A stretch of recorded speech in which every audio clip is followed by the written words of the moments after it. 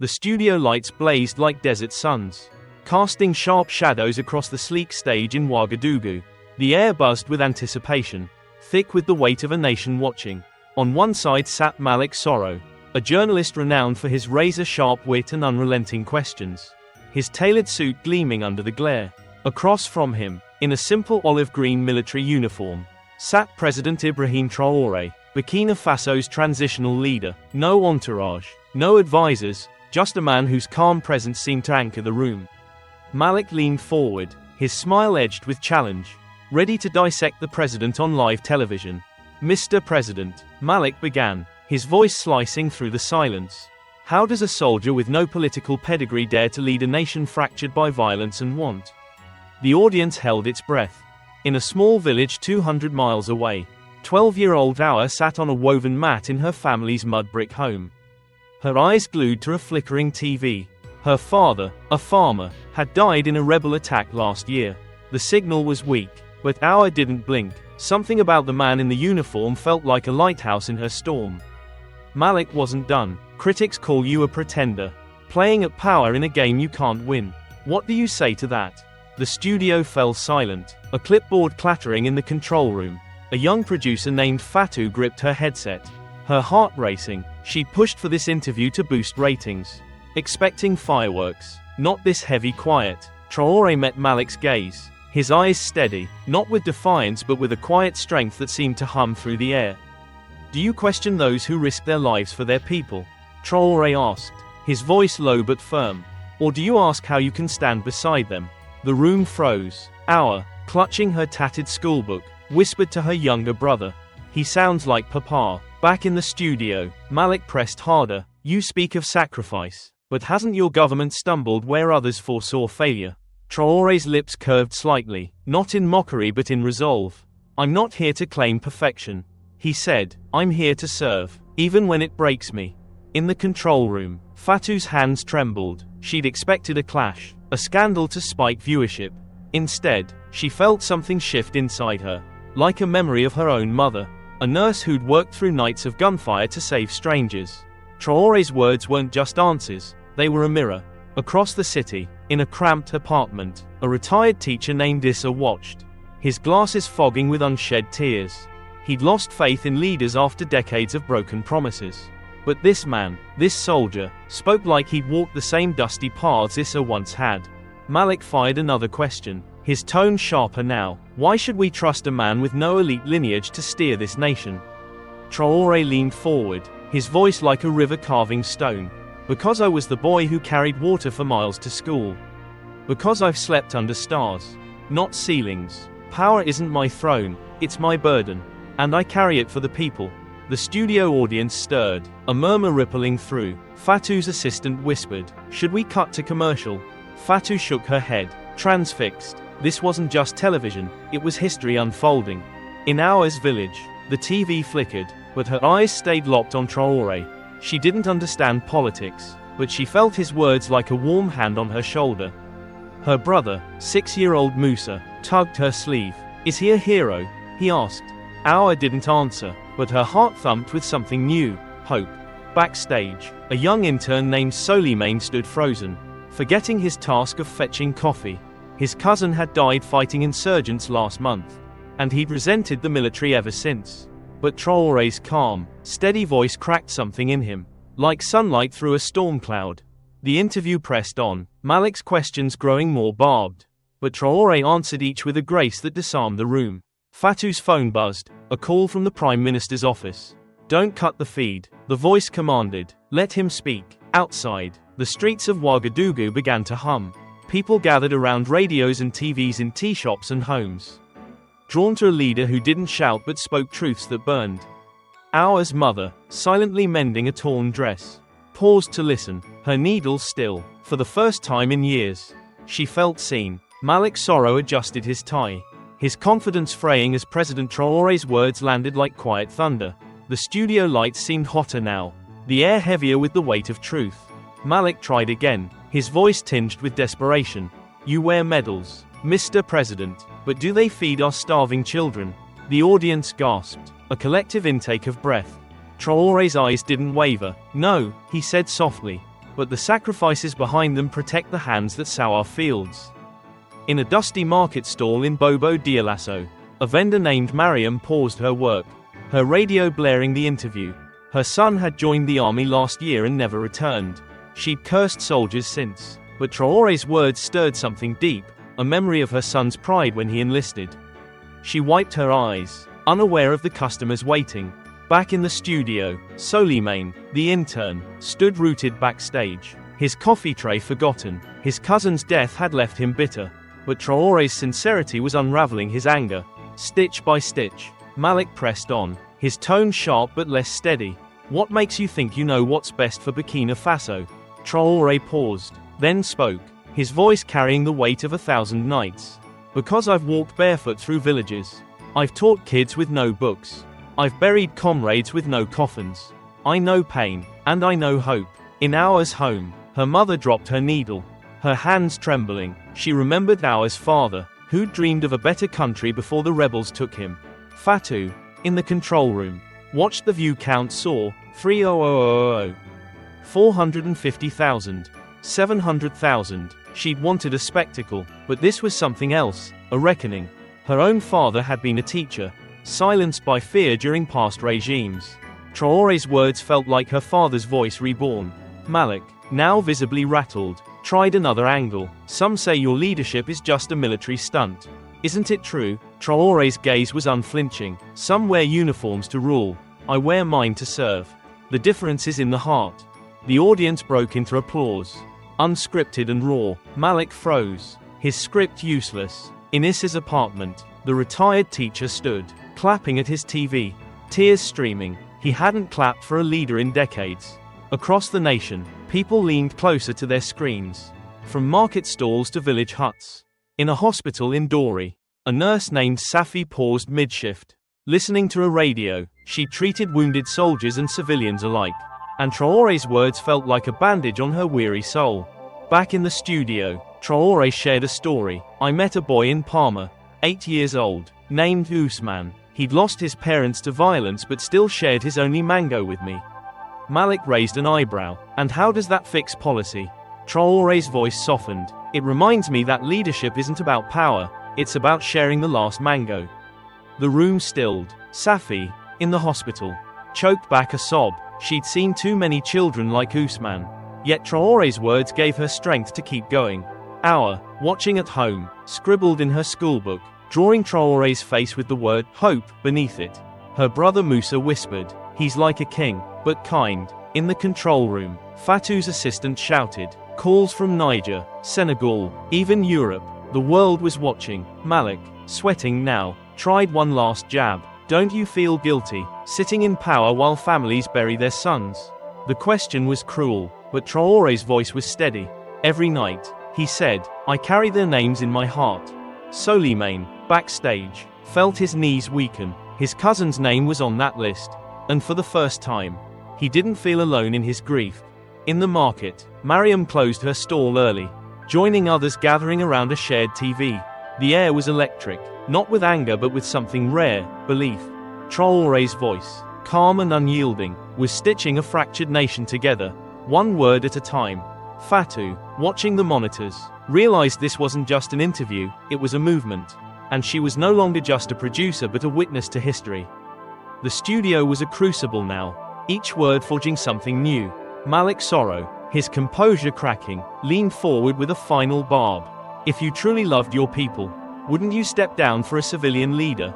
The trap was obvious, but Traore didn't flinch. One day, he said, when the fire is out, I'll step aside, but right now, I'm holding the hose. The audience erupted, not in cheers but in a deep, resonant hum of agreement. In Aoua's village, the TV signal faltered, but the crowd outside her home grew, neighbors squeezing in to listen.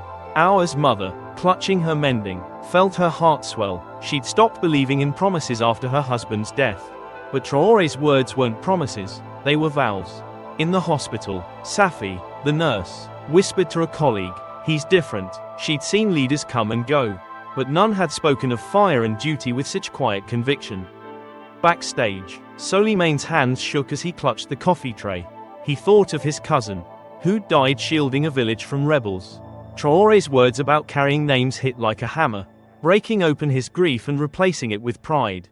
In the control room, Fatou's phone buzzed again, international networks requesting clips.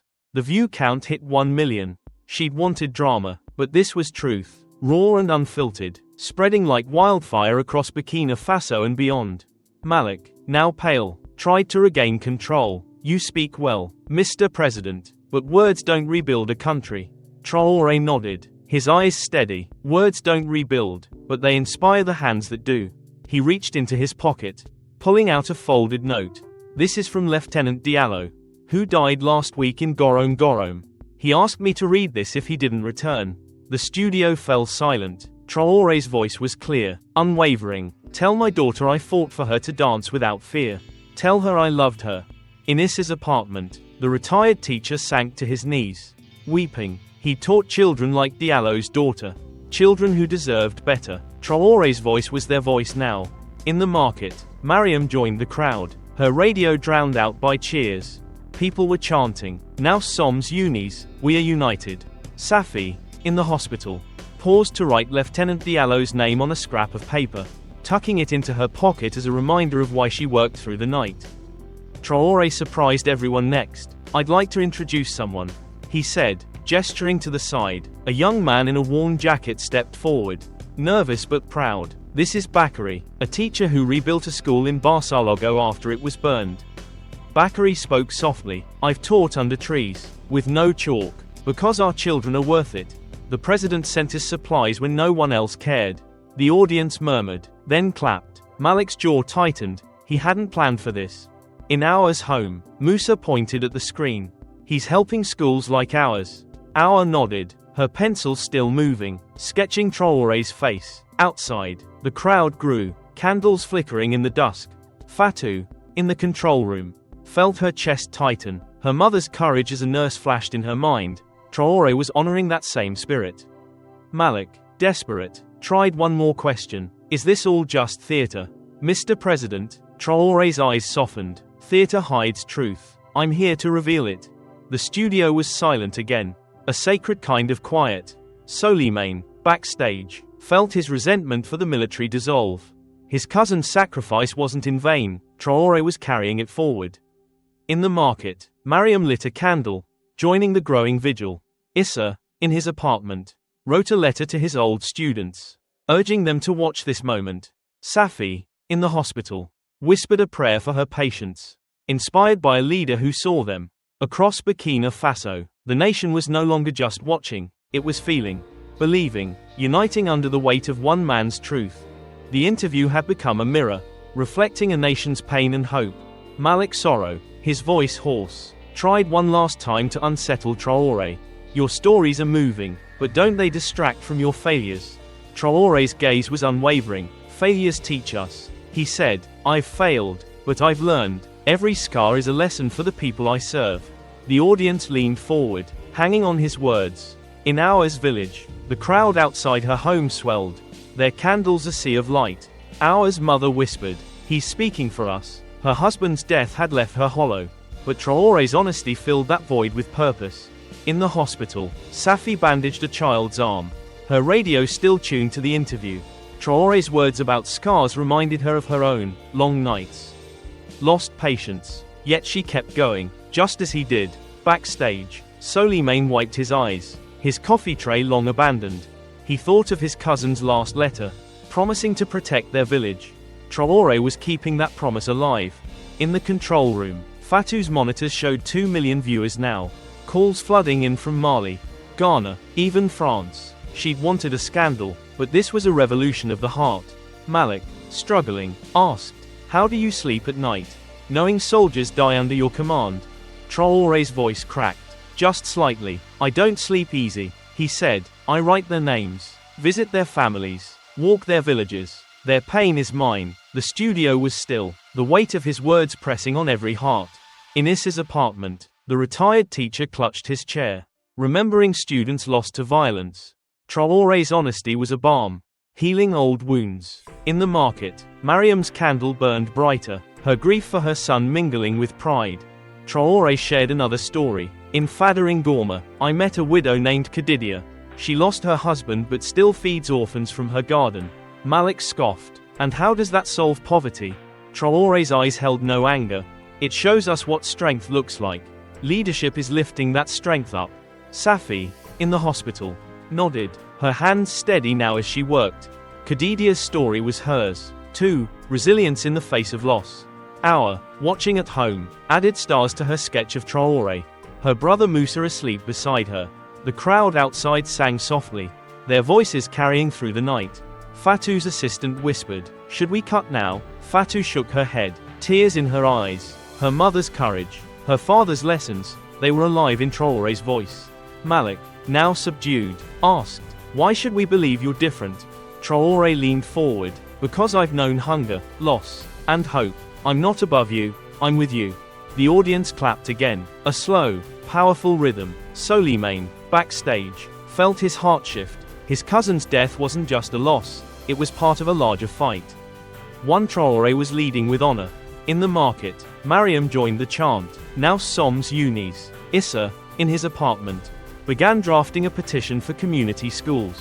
Inspired by Traore's call to serve, Safi, in the hospital, taped Lieutenant Diallo's name to her locker, a reminder to keep fighting. The studio lights dimmed slightly, signaling a break, but Traore raised a hand. "One more thing," he said. He pulled out a letter.